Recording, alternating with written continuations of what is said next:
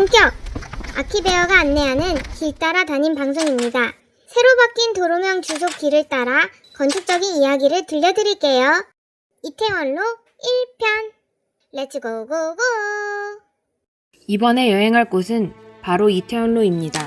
외국인이 많아 관광특구로 지정된 기존의 명칭을 사용했습니다. 유래를 찾아보면 임진왜란 당시 귀화했던 왜군들이 살아서 이타인이라고 불리웠고, 조선시대부터 여건으로 주요 관문으로 군사적 요충지였기 때문에 일제강점기 시절엔 일본군이, 광복 이후엔 미군이 주둔하였으며, 사실의 진위를 떠나서 현재에도 많은 외국인들이 살고 있어 매우 흥미로운 곳입니다. 이곳이 이태원로의 시작인 삼각지역, 그리고 일부의 끝인 한강진역입니다. 도로명 표지판을 보시면 총 길이는 약 3km이며 7차선 이하인 걸 확인할 수 있네요. 도로명의 자세한 설명은 잠실로 편을 참고하라곰. 삼각지역에서 걸어가면 가장 먼저 보이는 곳엔 국군의 최고 군령기관인 합참, 합동참모본부가 자리 잡고 있습니다. 국방부 장관이 군 최고 등급으로 많이들 알고 계시지만, 국방부 장관은 공무원이고 군 서열로는 합참의장이 1위입니다. 군사 시절에 대한 이야기는 이만 줄이고 맞은편 전쟁기념관으로 가보겠습니다.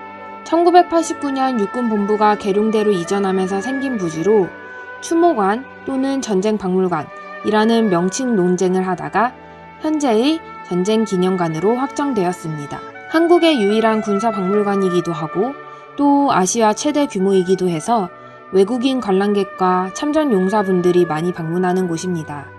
특히나 이런 규모의 무료 입장이기도 해서 외국에서는 많은 언급을 하고 있다고 하네요.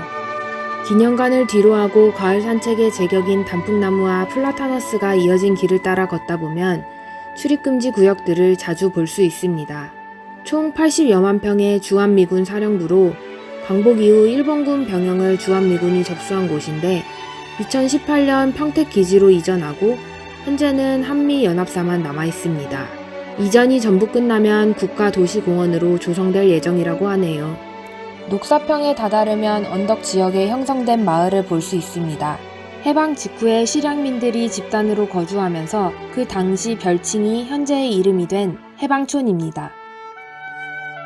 옆 동네 경리단길이 흥하면서 상권이 확대됐고, 그로 인해 높아진 임대료 때문에 원주민들이 밀려나고 인근의 해방촌에도 관광객의 유입이 시작되었습니다. 그 후에 용산구청에서 재생사업을 활발히 진행하였고 고지대에 있어 경관이 좋기로도 유명해진 곳입니다. 이태원로를 따라 이태원의 유래에 대해서 알아보았는데요.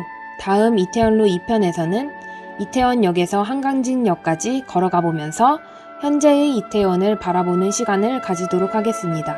요즘 클래스가 다른 드라마로도 화제가 되어 다시 한번 관광객 유입의 붐을 일으키고 있는 그곳, 이태원로길 2부에서 찾아뵙겠습니다.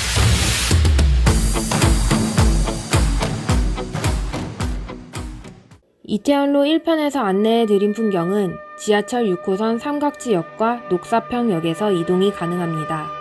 잊지 말아야 할 한국 전쟁에 대한 이야기와 도심 속에서 한적한 경관을 즐길 수 있는 곳으로 특히 가을의 아름다운 단풍 산책길을 걸을 수 있는 곳입니다. 이태원로길, 도로명 주소를 따라 걸어보는 것은 어떨까요?